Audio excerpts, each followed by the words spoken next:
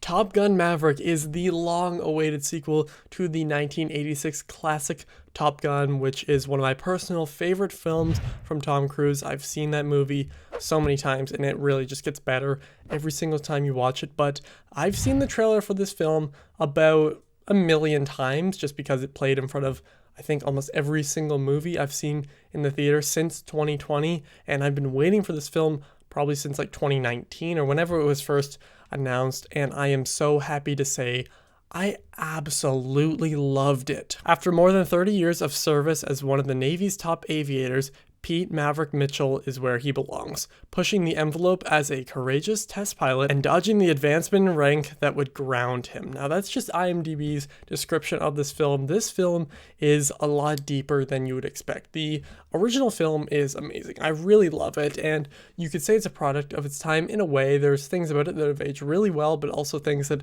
haven't so much. But the characters are what people really enjoy. At least the main characters are what people really enjoy. Everyone remembers, I feel the need for speed, talk to me goose, all that kind of stuff, and just the iconic scenes and the singing and all that at the bar, never close your eyes, all that stuff. But this film can take some of the elements from the original, but adds its own twist on it. But when it opened, I was like, okay, this looks very similar. But then as the film progressed, I was like, this is going a lot deeper than what we've seen before.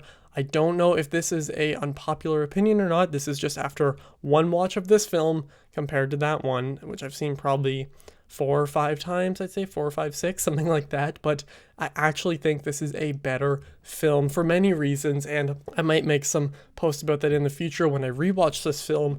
But we have to talk about the main thing, and that is the action. This film, once again, pushes the limits on what is possible with practical effects, but I don't even want to call it that because there's so much in this movie that was real. I mean, the flying is amazing. I don't know how much of it is because, it's dogfighting and stuff, which planes shooting at each other, so I don't know how much of that is actually real, but from what I can tell is real in this film, it is absolutely amazing. Tom Cruise is just an absolute legend when it comes to films like these.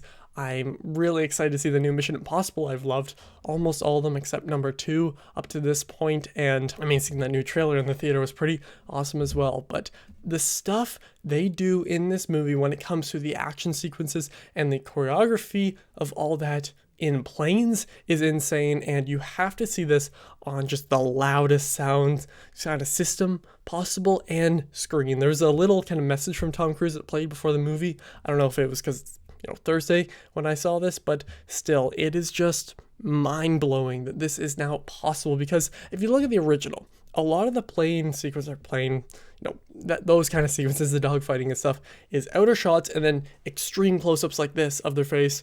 Oh no, we can't do this, kind of like that. But this one, it's like this, and you can see all behind them, and it's just incredible. And it's not just like a movie that has great action and you're enthralled by the action. The characters are a lot deeper here, and it explores a lot of themes of forgiveness and regret and just kind of like PTSD in a way, and it does it so well. Again, I love this movie. I actually don't have a single problem with it. I was a little bit worried when it hit like the halfway point, not because I didn't like it, I thought it was great, but I was like, how are they going to end this movie?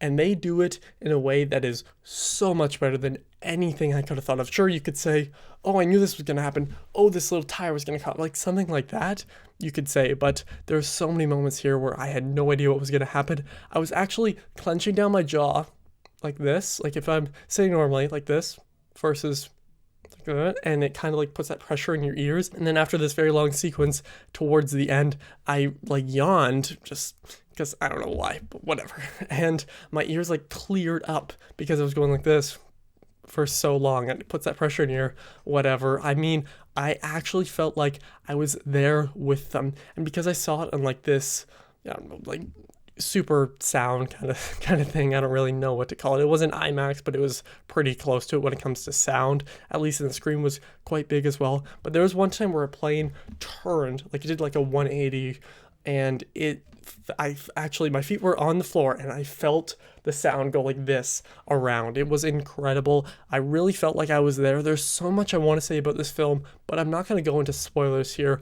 All I can say is that you need to see this in theaters, whether you're a fan of the original or not, because I know a lot of people seem to like it, but people like to criticize it and stuff all the time. Just check this movie out. It will probably change your opinion on the original one as well. You'll probably find a new appreciation. I really like what they did with Miles Teller's character, as well as his performance was just amazing. Jennifer Connelly, everybody in this movie was just incredible. You have to go see this movie on the biggest screen with the loudest sound system possible. Top Gun Maverick is one of my favorite films of the year so far. Top Gun Maverick is flawless on every single level. You're pulled directly into the action and you feel like you're flying alongside the other pilots here. Tom Cruise displays his passion for incredible stunts once again, but it's backed by an amazing story with genuine characters that tie it all together perfectly. Make sure to see this in the theaters. You won't regret it. I'm going to give Top Gun Maverick a 5 out of 5.